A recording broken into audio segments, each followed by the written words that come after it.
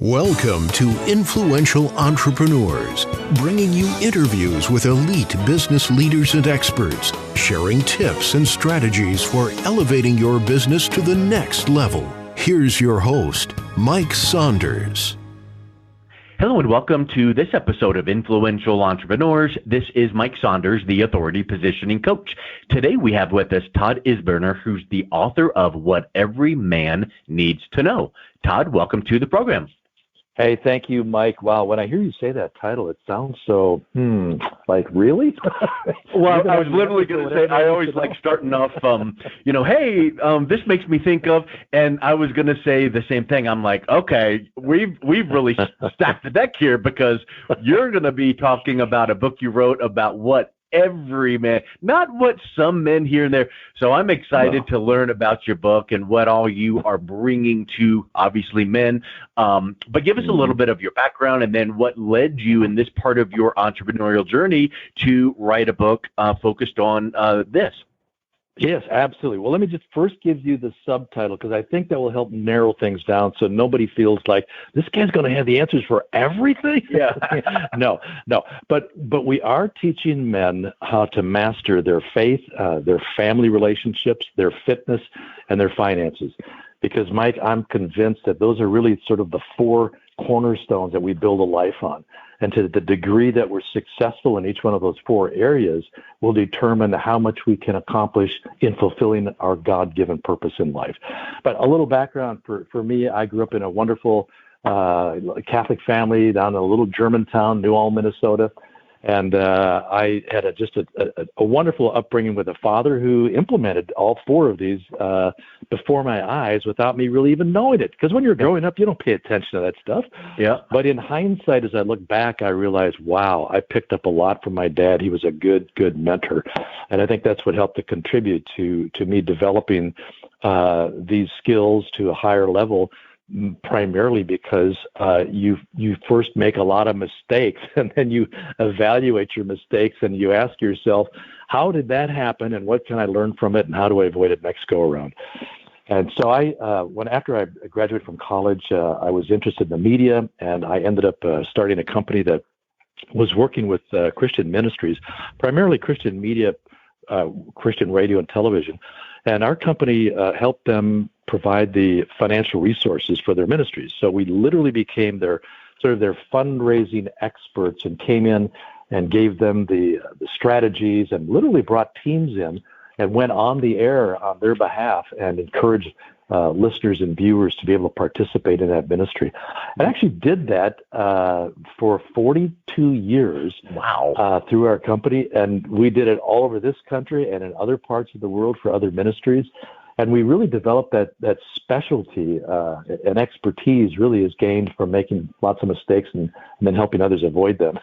So that's what we did. And I sold my company a few years ago because I really wanted to make room in my life to begin to spend the time mentoring men. And that's how we got to the book. Well, I love that, and longevity, jumps out at me, 40 plus years in one specific, not only company, but vertical, working with ministries. That's wonderful. One thing you said toward the beginning of that jumped out at me, and I think this is part of the genesis that I would surmise you covering the book. You said something to the effect of, early on, your dad or you would make mistakes or notice something and learn from it and move on. And it's like I wanted to go, let's screech the brakes because so many times, most people, men, women, it doesn't matter, come across a obstacle and they don't learn from that obstacle / mistake. They do what? Blame, point the finger at something. And the sooner we've heard this from the Jim Rohns of the world and the trainers, where it's like the sooner we realize that what we're experiencing in our life right now is the result of what we've done or not done. It's our not fault, but responsibility. Now we can move on. So I love that mindset from early on you had of, let's is this good enough? Or, ooh, this didn't go the way I would like. Let's backtrack and figure out how to improve. So talk a little bit about that mindset. Yeah. Well, it's interesting you bring that up because even when I said that, I realized, you really, truly did learn from your mistakes. And it was a good thing you paid attention because I have a friend who repeats the same mistakes over and over. And no matter how painful those experiences become, he does exactly what you're talking about, and that is to play the blame game and to not take responsibility. We have to stand in front of the mirror, and that's what I learned when I was 25 years old. I had to stand in front of the mirror and recognize the source of my problems. And I was looking directly into his eyes. And I had to confess, Todd, you are the problem. There's nobody to blame for a failed marriage, for being just completely, totally broken life because of the way you mismanaged finances, to being out of shape. There's nobody I could blame, to having no relationship with God. This is your fault, Todd. And so I think no matter what the experience in life is that is creating pain, the first thing we have to do is stop and take responsibility. Very seldom, Mike, and I know you know this to be true in your life, very seldom is the pain caused by somebody else who victimizes you. Now, granted, it does happen, but more often than not, the source of our pain is from the mistakes that we make because we don't take responsibility. And when I recognized that at the age of 25, I gave my life over to the Lord at that point, and I mean, really surrendered everything and asked him to help me begin to rebuild. And that's not, the point in time which everything became perfect. But that was the point in time that put me on a trajectory for wanting to learn how to make life better, especially in these 4 areas. I'm looking at the 4 areas: faith, family, fitness, finance. Did you order those areas in that order specifically? I mean, obviously you would say, faith is most important, and I agree with you. But then when I'm looking at, family, okay, that makes sense. But is fitness, should that be before finances, or did you do it in that order specifically? I did it in that order directly to get your attention, just like I got yours. Why would fitness be ahead of finances? Yeah. All right, so we all get where faith has got to be the priority. Yeah. That is the number one building block. When we have that vertical relationship intact with God, and we maintain that every single day and grow that and nurture that, then we are going to be much better equipped to handle the challenges that we have within our family relationships. Because every man is a son. And so first and foremost, you have a relationship with your parents. Maybe you didn't grow up in the Leave It to Beaver Cleaver family where everything was ideal. Maybe it was about as dysfunctional as it can get. Nevertheless, there are biblical principles that can govern our family relationships, starting out as a son and how we relate to our father, relate to our mother, and how we honor them. And then it goes from there. When you're married and you're a husband, the real meaning of dying to yourself and putting your wife first, what it means to really model for your children, what it means to be a responsible, loving man of God. And then we get into fitness. And the reason I put fitness in there right after those other first 2 priorities is because if you are ramming and jamming and running and gunning and not taking time to take care of this temple where the Holy Spirit dwells, then you're going to run out of steam, and you're going to not only make yourself miserable and sick, but you're going to become inefficient and unproductive. You're going to literally handicap yourself while you're in the pursuit of trying to make life good for you and everybody else. And that's where sometimes those 2 get tangled up, the finances and the fitness, because we're driving to be good providers, protectors for our families. And in the process, we compromise in the area of fitness. And Mike, I'm just convinced that a strong body will lend itself to a very strong mind and a very strong will. You'll be better equipped then to handle the other things in life. And I think there's a lot of research behind that too. I mean, I don't know the research, but I've heard tell that, hey, when you get done with, and I'm with you, because I will tell you, this time last year, my son and I, he's 17 now, we started on a workout routine together here in the house, and we have stayed consistent with that for what now. I've always been into fitness, but you let the pounds come on. But in the last year, I've dropped 21 pounds, and that's great. And you know what? It's not been all at once. It's been gradual, and that's how you want it, because you don't want it to be some thing that happened in 1 month and then you're going to bring it back the next month. My point is this. Right. When you are working out, yes, it takes time and it takes effort, but then the endorphins, the serotonin, the dopamine, your endocrine system is revved up. Your metabolism is revved up. Your the blood flow to your brain, so you're thinking clearer. So what are some of the top things that you then would teach on the benefits of fitness? Well, you're hitting on all of them, because it will literally, it will just fill you with all the kinds of things that you need internally to be effective externally. Yeah. And some of the things that you mentioned, along with, I'm convinced that you literally do strengthen your will and your mind, because how many times do you go to the gym or any other kind of workout that you do, whether it's at home or wherever, and it just makes you giggle because it feels so good? Yeah. Seldom does that happen. Typically what happens is right. you gotta grind it out. You have to experience a certain level of first discomfort, sometimes leading to actual pain, like, oh my gosh, this is so sore, I can't hardly take it anymore. But your mind has made the decision you're going to push yourself through it, which then strengthens your will.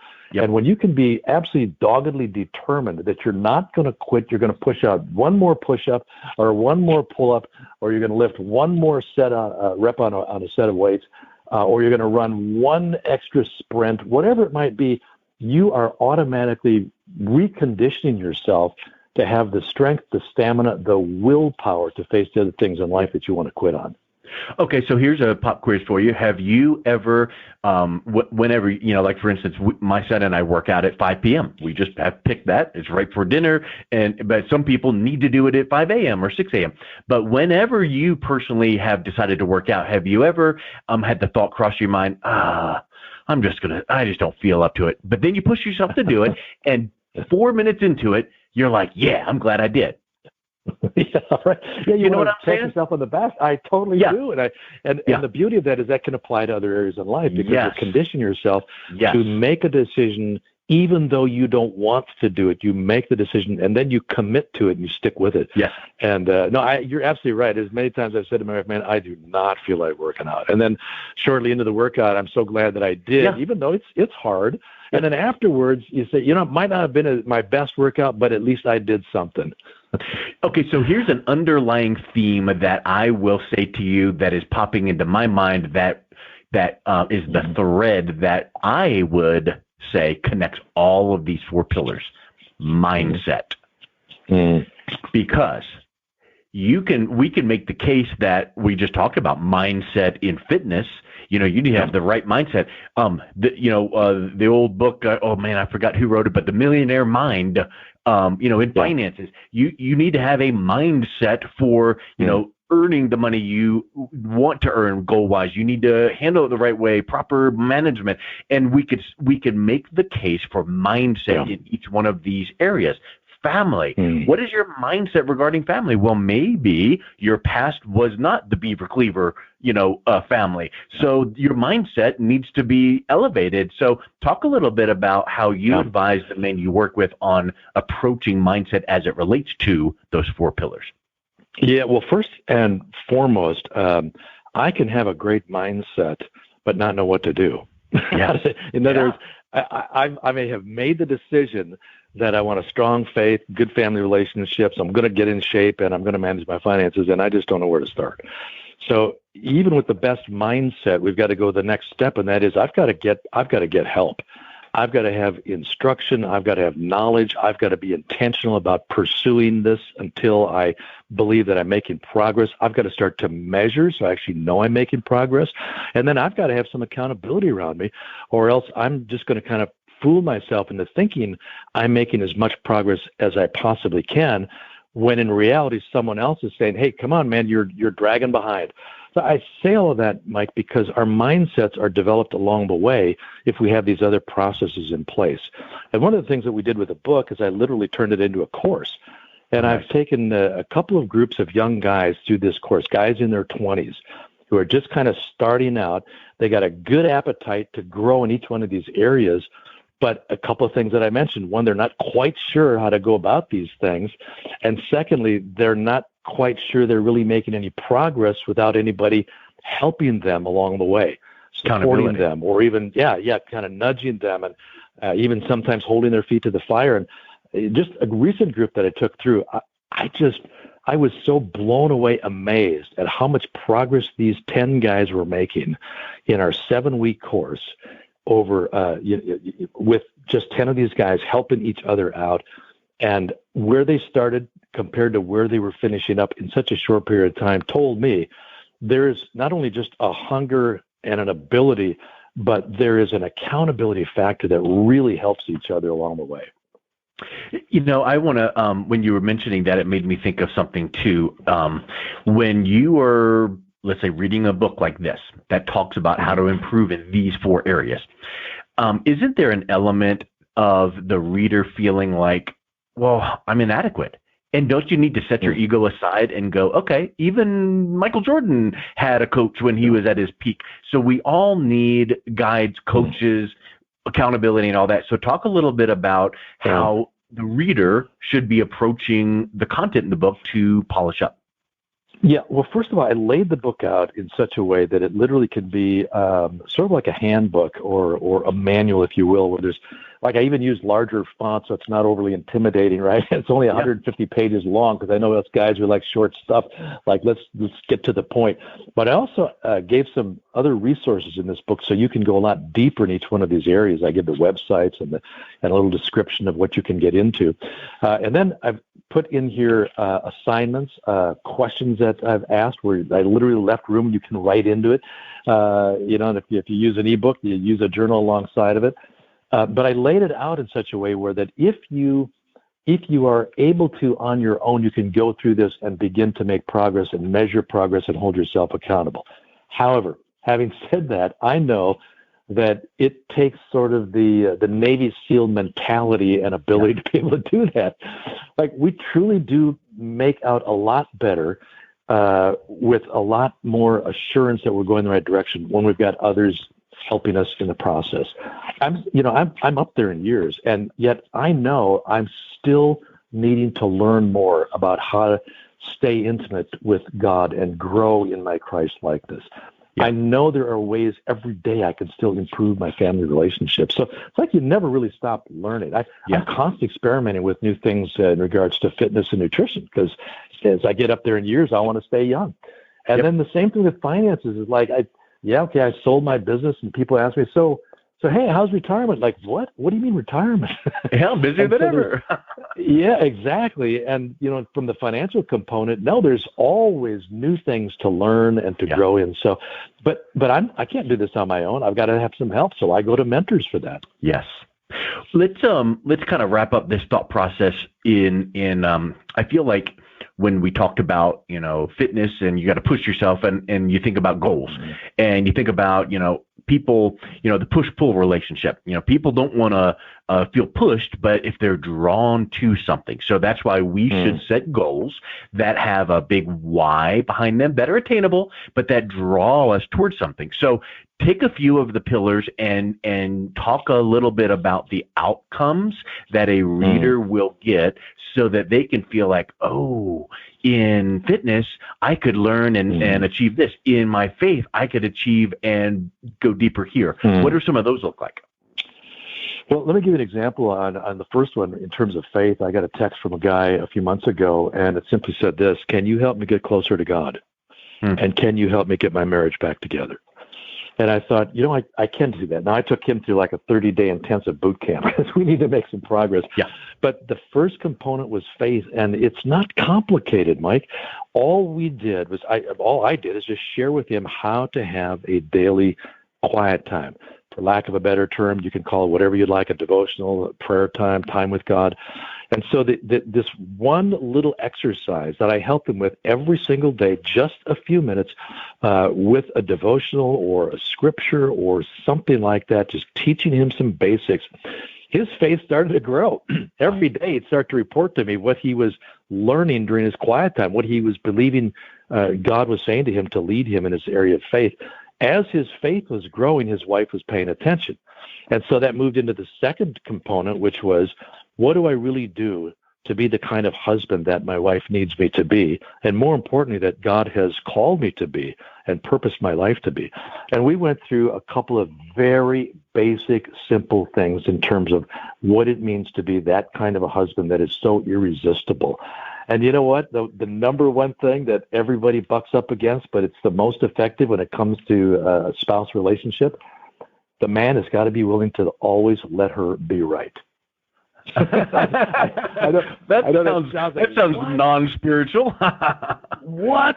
Are you kidding me? But so I won't take time to expand on that, but I could give you example after example of what happened when a man lays down his pride and allows his wife to be right. And within months, she's coming to him saying, honey, I don't know. What do you think? Well, have you ever heard of this? The man is the head of the household, but the woman is the neck that turns the head. Yep. That's true. Yep. There's so much joy and happiness and fulfillment to be experienced inside of healthy family relationships, whether it's with your wife or you as a son with your parents or you with your son as a father. There's greater joy than what you may be experiencing. You just got to find a couple of the keys to unlock those things. And then when it comes to fitness, I mean, you and I talked a little bit about that, but the payoff is pretty obvious. If you're feeling, I never seem to have enough energy, I never have enough get up and go, I'm getting sick more often, I'm gaining weight, I'm crabby, I'm on edge all the time. The way to counter that literally is to start putting your body back in shape. But I don't want to overcomplicate it, Mike, because as soon as I say that, somebody's feeling like, oh, man, I'm going to have to pay $50 a month for membership, and I'll go for a few times, and I won't go back to the club. Yeah. Look, there are some simple things you literally can do in a few minutes throughout the day at home and get yourself in shape. Yes. There are also some incredible new technology out there that is so much more efficient than the old school way of getting in shape. And I give some of those resources in the book and really, really encourage people to check that out. I'm using some things right now, Mike, but you just like drop your jaw. If you could see me in my Iron Man suit where I'm using electrical muscle stimulation a couple times a week, you'd say, man, this guy is serious about getting fit. That's awesome. And then lastly, just let me mention finances because this is probably the Achilles heel within our nation right now. People don't have enough money saved up to buy next month's groceries, which is just a tragedy, and they're in such debt they can't see their way to the top. There are some very, very simple, basic, old school financial management principles that are from the Bible, but I watch the generations ahead of us employ these all the time, every day. And if we take these simple principles and start moving them into our everyday management of finances, I promise you, guaranteed, you'll experience financial success in a much shorter period of time than you could have ever imagined. And again, it's not complicated. You don't have to get out all kinds of spreadsheets and ledgers and pay consultants to figure it out for you. They're basic, simple rules of finances that can turn things around for you in a hurry. And I've seen it time and again. Awesome. Well, Todd, it was such a pleasure talking with you, feeling your energy, and I'm excited for people to pick up a copy of this book. What's the best way that they can learn more and pick up a copy of the book? 2 places. You can go directly to Amazon, like right after you're done hearing the podcast, and just do a quick search on Amazon, What Every Man Needs to Know. And you've got 3 forms you can buy it in: the printed version, the ebook, or the Kindle version, or the Audible, if you like to listen. Or you can just go to my website, and we'll direct you right there. I've got some other stuff on the website you might be interested in, and that's simply ToddIsberner.com. ToddIsberner.com. And Mike will probably put that in the show notes. So yes. 2 quick ways to go after the book. Excellent. Well, Todd, thank you so much for coming on today and for all you're doing to help support men in their journey to improve themselves personally, professionally, spiritually, and financially. Thank you, Mike. It's been a pleasure being with you. You've been listening to Influential Entrepreneurs with Mike Saunders. To learn more about the resources mentioned on today's show or listen to past episodes, visit www.influentialentrepreneursradio.com.